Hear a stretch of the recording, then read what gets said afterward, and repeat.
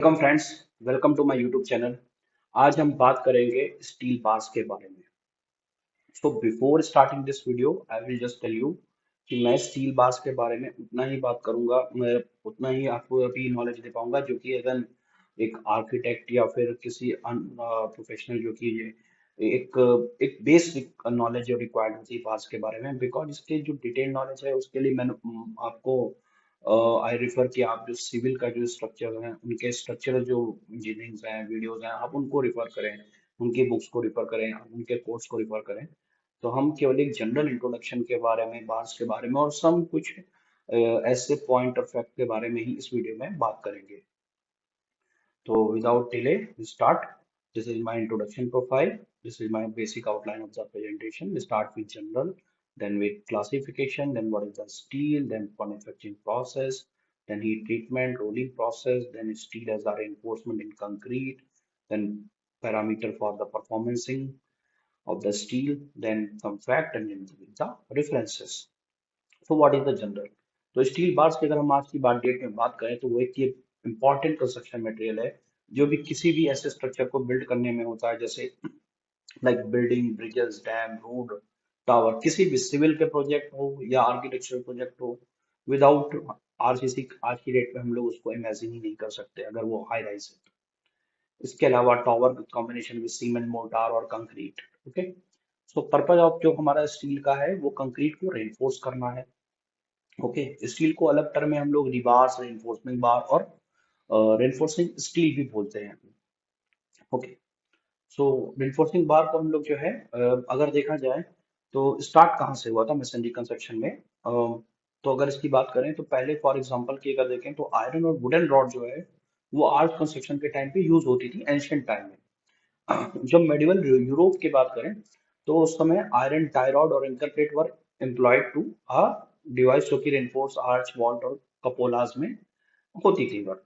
ठीक है, इसका जो सबसे फर्स्ट जो इन्वेंशन हुआ या फिर यूज हुआ वो लेट मतलब 19 सेंचुरीज में हुआ।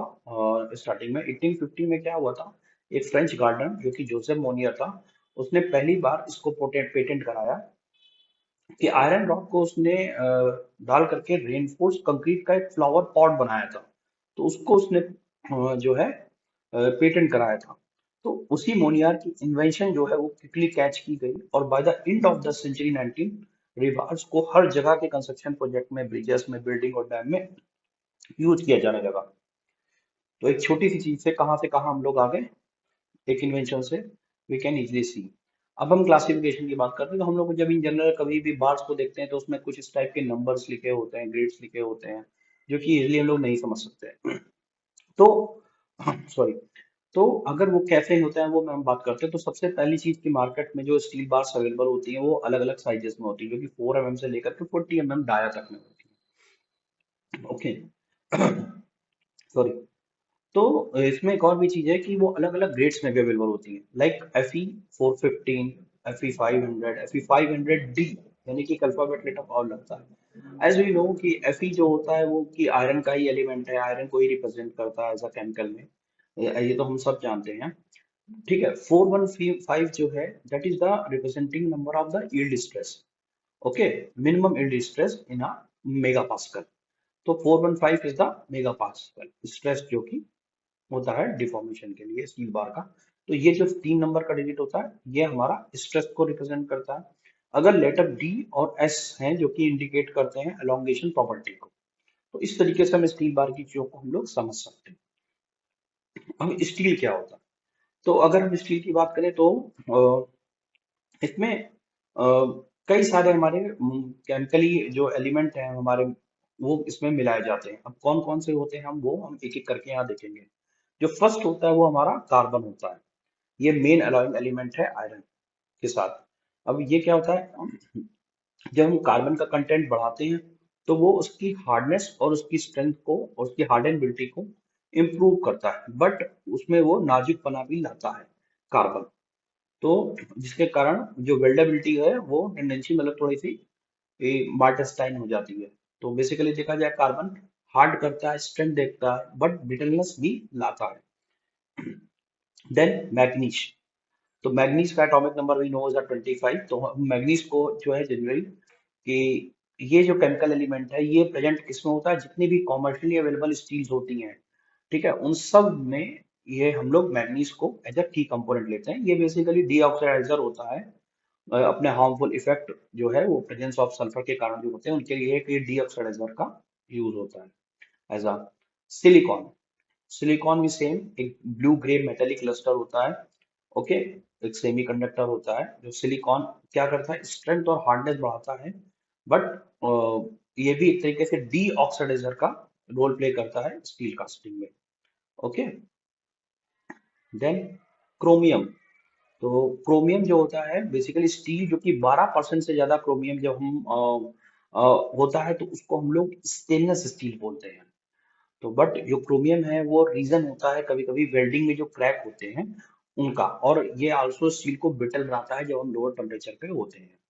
ओके, तो समझ सकते हैं। इसके अलावा एक कर देखा जाए तो ये बहुत तेजी से इंक्रीज करता है हार्डनिबिलिटी ऑफ स्टील। निकल, तो निकल जो बेसिकली अगर देखा जाए तो ये हमारे स्टील को मतलब इसको मेटल से जब हम सब्स्टिट्यूशनल अलॉय में कन्वर्ट करते हैं तो वो निकल का ही रोल प्ले करता है कि उसके एटॉम्स के साथ वो जो है एक सब्स्टिट्यूशनल अलॉइंग करता है आयरन के साथ। तो निकल का काम बेसिकली यही होता है। कॉपर, कॉपर जो है वो जनरली 0.25% खाली मिलाया जाता है in case of special need, और इसका मेन ही एक रीजन है कि resistance to atmospheric corrosion. Obviously कि स्ट्रेंथ बढ़ाता है लेकिन मेन रीजन जो है वो स्टील का रेजिस्टेंस टू एटमॉस्फेरिक कोरोजन। यही सेम रीजन जो है वो हमारा एल्यूमिनियम का भी होता है कि एल्यूमिनियम को भी हम मेजरली टफनेस के लिए भी डाल लगा यूज करते हैं, स्ट्रेंथ भी बढ़ाता है, और बट एज अ डीऑक्सीडाइजर का भी ये काम करता है। बट जो मेन रीजन है कि स्टील का जो रेजिस्टेंस है एटमॉस्फेरिक कोरोजन को लेकर के वो ये खत्म करता है। Okay, so this is the concept of steel जो कि हमारे स्टील में यूज होने वाले अलॉयज होते हैं आयरन के साथ। अगर अब हम मैन्युफैक्चरिंग प्रोसेस की बात करें तो ये एक बहुत बड़ा डिटेल्ड टॉपिक है, तो इस पे हम जस्ट खाली देखेंगे व्यूज। सबसे पहली चीज क्या होती है कि हम सारे एलिमेंट को आयरन और उसके अलॉइंग एलिमेंट को मिलाते हैं, उनको मोल्टन करते हैं, मतलब गरमाते हैं। उस मोल्टन मेटल को हम लोग एक लार्ज स्टील बकेट में, जिसको हम लोग लेडल्स बोलते हैं, उसमें हम लोग कलेक्ट करते हैं। उन लेडल्स के बाद उनको हम लोग सॉलिडिफाई करने करते हैं जो कि बिलेट होते हैं, इनटू बिलेट। तो उनको फिर हम धीरे धीरे उनको स्टेप वाइज ठंडा करते हैं। ठीक है, तो इसी प्रोसेस के थ्रू बेसिकली हमारा स्टील कास्ट होता है। इस प्रोसेस को हम लोग क्या बोलते हैं बेसिकली अगर देखा जाए तो हम लोगों ने इन जनरल जो है टीएमटी बार्स टीएमटी सुना है कई बार टेक्निकल वर्ड। तो उसका जो फुल फॉर्म होता है एब्रिविएशन का, that is called the thermomechanical treatment process. Okay, done. तो इसके बाद क्या होता है कि इसका जो हम लोग टेम्परेचर होता है वो धीरे धीरे धीरे उसको गिराते हैं, अलग अलग स्टेजेस में उसको ठंडा करते हैं। ठीक है, जिसको हम लोग आगे चल करके पढ़ेंगे, हॉट एंड कोल्ड हीट में बोलते हैं, हॉट एंड कोल्ड रोड। ठीक है, ओके, तो हम लोग इन द फोटोग्राफ्स हम लोग इजी देख सकते हैं कि किस तरीके से पहले मॉल्टन किया गया उस मेल्ट को, और देन उसको फिर कास्ट किया जाता है, और देन फिर उनको एयर के टेम्परेचर पे ठंडा होने के लिए छोड़ा जाता है। एयर के टेम्परेचर पे इसलिए क्यों हम उसको वाटर या उसके साथ ठंडा नहीं करते हैं, क्योंकि ऐसे वो हार्डन तो होगा बट वो अंदर से ब्रिटल रह सकता है, अंदर से उसका मॉलिक्यूल। इसीलिए उसको हम लोग नॉर्मल एयर टेम्परेचर पे लाने के पे ठंडा करते हैं बेसिकली। अब हीट ट्रीटमेंट ऑफ स्टील क्या होता है, फर्स्टली जो हमारा प्रोसेस होता है एनीलिंग होता है। तो एनेलिंग क्या होता है कि जो हमारा मोल्टन वाला मटेरियल्स होता है ना उसको हम लोग नॉर्मल एयर टेम्परेचर पे जो वहीं पे फर्नेस के पास जब उसको हम लोग ठंडा करते हैं नियर अबाउट जो वो चलता है, मतलब ये जो कूलिंग प्रोसेस होता है वो बहुत स्लो होता है एक तरह से देखा जाए। ठीक है, बट उसी प्रोसेस को हम लोग एनेलिंग बोलते हैं। नॉर्मलाइजिंग क्या होता है कि उसके बाद जैसे ही स्टील को हम लोग हीटिंग करके कूल्ड एयर में लेके जाते हैं, कूलिंग रेट कंपेरेटिवली फास्ट होता है एनेलिंग से। तो इस प्रोसेस को हम जब टेम्परेचर और गिराते हैं that is called the normalising. ठीक है, देन क्विंचिंग। ओके, इसमें क्या होता है बेसिकली कि अ, इसमें हम वाटर एंड सॉल्ट वाटर के साथ इमीडिएट कूलिंग करते हैं क्विंचिंग में। Okay, then after that tempering होता है। सो इसमें जो टेम्परिंग में क्या होता है कि उसको हम फिर से एक बार हीट अगेन करते हैं थोड़ा लोअर टेम्परेचर में। जो पहले टेम्परेचर होते थे वो नियर अबाउट 950 980 ऐसे हो रहे थे, फिर उनको टेम्परिंग करते हैं हम ताकि वो और एक बार हीट होकर के प्रॉपर फॉर्म में वो उसके जो मॉलिक्यूल्स हैं वो बॉन्ड स्ट्रांग हो सके, तो वो लोअर टेम्परेचर नियर अबाउट 250 के आसपास होता है। तो these are the 4 steps of the heat treatment of the steel. Okay, so this is the hot rolling and cold rolling. तो क्या होता है बेसिकली डिफरेंस? तो हॉट रोलिंग और कोल्ड रोलिंग में अगर हम देखें तो सिंपल सा एक डिफरेंस है टेम्परेचर का। जो हॉट रोलिंग होता है वो बेसिकली 850 से 950 के आसपास होता है, और कोल्ड रोलिंग जो होता है प्रेस, वो लमसम 250 से 300 ऐसे के आसपास, 250 के आसपास होता है। तो अगर देखा जाए तो कभी कभी हॉट रोलिंग के प्रोसेस के बाद ही कोल्ड रोलिंग होता है। तो सिंपल है, मेन जो रूल है डिफरेंस है वो कास्टिंग के टाइम का केवल और केवल टेम्परेचर के रेंज का ही डिफरेंस होता है। स्टील ऐसा जब हम कंक्रीट की बात करते हैं तो क्या होता है, उसके रिइंफोर्समेंट प्रॉपर्टीज क्या होती है? तो देखा जाए तो the property of steel and concrete play a major role in the performance of RCC concrete. तो स्टील एक स्ट्रॉन्ग डक्टाइल मटेरियल है जो कि टेंसाइल, लार्ज टेंसाइल स्ट्रेस करता है। कंक्रीट जो कि दूसरे अपोजिट साइड क्या है, एक स्ट्रॉन्ग ब्रिटल मटेरियल है जो कि एक लार्ज कंप्रेसिव स्ट्रेस क्रिएट करता है। Okay, with stand. Okay, so the property of steel and concrete also affected by the environment to which they are exposed. Okay, अगर exposed होंगे तो obviously है कि affected होते हैं environment से।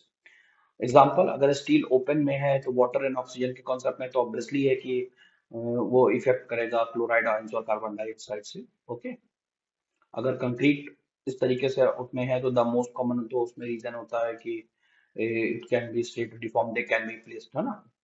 सॉरी मैं, ओके। तो इसके अलावा अगर हम बात करें कंक्रीट को एज यूज करने के, तो उसमें हम एज अ स्टील को एज अ स्टील मेश भी यूज कर सकते हैं। स्टील मेश की फैब्रिक के थ्रू, है ना, ग्रेड और स्टील वायर्स के थ्रू भी इसको हम लोग यूज कर सकते हैं। जो मेश है वो हमारी कंक्रीट में प्योरली पोर्ड होना चाहिए, मतलब पूरी ढकी होनी चाहिए, अदरवाइज इन्वायरमेंटल का इफेक्ट होगा। ओके, कॉर्जन को लेकर के। ओके, स्टील रेनफोर्समेंट की अगर हम बात करें तो उसमें ये रिप्स होते हैं। ठीक है, रिप्स आर प्रोवाइडेड किए जाते हैं, improving to bond strength between, जो हमारी स्टील की बार और कंक्रीट के बीच में बॉन्डिंग मजबूत हो सके, तो हम उसमें रिप्स प्रोवाइड कराते हैं। अब वो रिप्स क्या होती हैं? तो अगर बार में जो हमारी लेंथ वाइज जो ये लॉन्ग रिम पूरी रिब होती है, that is called the longitudinal rib. और जो ऐसे उसके सर्कुलर के अराउंड शेप में होती है, that is called the transverse rib. तो लॉन्गिट्यूडनल रिब जो क्या होती है, basically parallel to the axis of the bar and wire. Okay, and the transfer जो रिब होती है वो जो उसके सराउंडिंग वाली होती है उसको हम लोग रिब ट्रांसफर भी बोलते हैं। बेसिकली स्टील बार में जो ये रिब एरिया होता है, ये एक बॉन्ड स्ट्रेंथ क्रिएट करता है between between steel bars and concrete के बीच में। ओके, जब हम कभी कंक्रीट के उसकी परफॉर्मेंस पैरामीटर्स की बात करते हैं कि उसमें क्या क्या उसकी प्रॉपर्टीज होनी चाहिए, तो उसमें बेसिकली ये सब चीजें आती हैं, यील्ड स्ट्रेंथ, उसकी टेंसाइल स्ट्रेंथ, उसकी डक्टिलिटी। जो इमेजेस हैं वो उनके थ्रू, मशीन्स के थ्रू हम उसको टेस्ट करते हैं। देन उसका elastic modulus, corrosion resistance, weldability उसकी क्या है वेल्ड होने की, then fatigue resistance, then thermal का उसका एक्सपेंशन कितना है, कॉन्ट्रैक्शन कितना है, देन बेंडिंग की परफॉर्मेंस हम जरूर चेक करते हैं कि आफ्टर बेंडिंग उसका क्या लोड और वो है। Then bond strength with concrete कैसा होगा उसका। देन उसका पुल आउट टेस्ट, अगर वो कंक्रीट में हमने उसको फिक्स किया तो then what is the pull out test की खींचने पे क्या स्ट्रेंथ कितनी है। तो ये सब चीजें हमारे परफॉर्मेंस पैरामीटर्स में आती हैं। At the end of this is my slide. So what are the facts? तो अगर स्टील रिबार्स की बात करें तो उसको हम लोग एक अलग नाम से बार से जानते हैं, रेनफोर्समेंट बार और रिब्ड बार। ठीक है, इनको कंक्रीट स्ट्रक्चर में प्रोवाइड कराया जाता है टेंसाइल स्ट्रेंथ के लिए। तो रिब शेप की जो स्टील रिबार्स होती है वो हेल्प करती है किसमें, to bonding with the concrete. ठीक है, ये बॉन्ड हमारा जो है वो evenly throughout load transfer करता है कंक्रीट स्ट्रक्चर में, making to more resistant to cracking और फेल्योर। मींस लाइक जो रिब्स होती हैं वो क्रैकिंग और स्ट्रक्चर को क्रैक और फेल्योर होने में एक तरीके से देखा जाए और रेजिस्ट करती हैं। ठीक है, तो स्टील रिबार जो है वो वाइड वैरायटी में हमारे कंक्रीट स्ट्रक्चर में यूज होता है, चाहे वो बिल्डिंग हो, ब्रिजेस हो, रोड हो, कहीं पे भी। Even pre fabricated concrete product में भी इसको यूज किया जाता है। इसके अलावा स्टील रिबार्स को हम वेल्ड करके एक कॉन्टिन्यूअस रिइंफोर्समेंट भी बना सकते हैं। ठीक है, जिसमें में लार्ज स्पैन में ये हमको हेल्पफुल होगा। इसके अलावा ये एक क्रिटिकल कंपोनेंट है कंक्रीट स्ट्रक्चर का। ओके, सेम चीजें हैं, वही बातें हैं घुमा के। So the use of rebar in construction that's जो है हमारा वो 19th सेंचुरी से हुआ था। एक फ्रेंच इंजीनियर जिसने सबसे पहले एक रेनफोर्स का कंक्रीट का स्ट्रक्चर जो कि फूलदान, मतलब एक तरीके से गमला पहले उसने फर्स्टली बनाया था। देन इसके बाद जो टिपिकली स्टार्ट होता है हमारा एक ग्रिड पैटर्न में, जो है हम रिबार को करते हैं। देन उसके बाद हम कंक्रीट का फॉर्म वर्क करते हैं। ठीक है। स्टील रिबार देखा जाए तो एक सबसे बेस्ट चीज है कि इट्स हाईली रिसाइक्लेबल। जब भी स्ट्रक्चर को डिमोलिश किया जा सकता है, हम रिबार को फिर से सेव करके और देन मेल्ट करके अगर अचानक मतलब फिर दूसरा हम न्यू स्टील प्रोडक्ट जो है कास्ट कर सकते हैं। अगर हम अर्थक्वेक प्रोन रीजन्स की बात करते हैं तो उस केसेस में हमारा रीबार और हेल्पफुल करता है, एक स्ट्रेंथिंग देता है स्ट्रक्चर को उस केसेस में। तो वहाँ के लिए भी बहुत एक यूजफुल है। इसके अलावा रीबार को हम लोग कोटेड कर सकते हैं गैल्वेनाइज करके, जिससे वो और कॉलिजन रेजिस्टेंस हो सके। इट्स अ बेनिफिशियल एनवायरमेंटल के अगर हम एक्सपोज कंडीशन में है। ओके। इसके बाद एक और भी रूल है कि स्टील हमेशा आईएसआई सर्टिफाइड होना चाहिए। ठीक है। जो कि हमारे स्टैंडर्ड्स हैं उनके ऊपर वो फुलफिल होना चाहिए। सो these are my the references: IS 1786 2008 revision. So if you want this IS code, please check my caption. If you want this presentation, I will provide a link in my caption. You can freely access it. Okay, so my presentation end now. And if you have any query, you can ask in comment. Uh, and please like my video and subscribe my channel. Thank you. Thank you so much.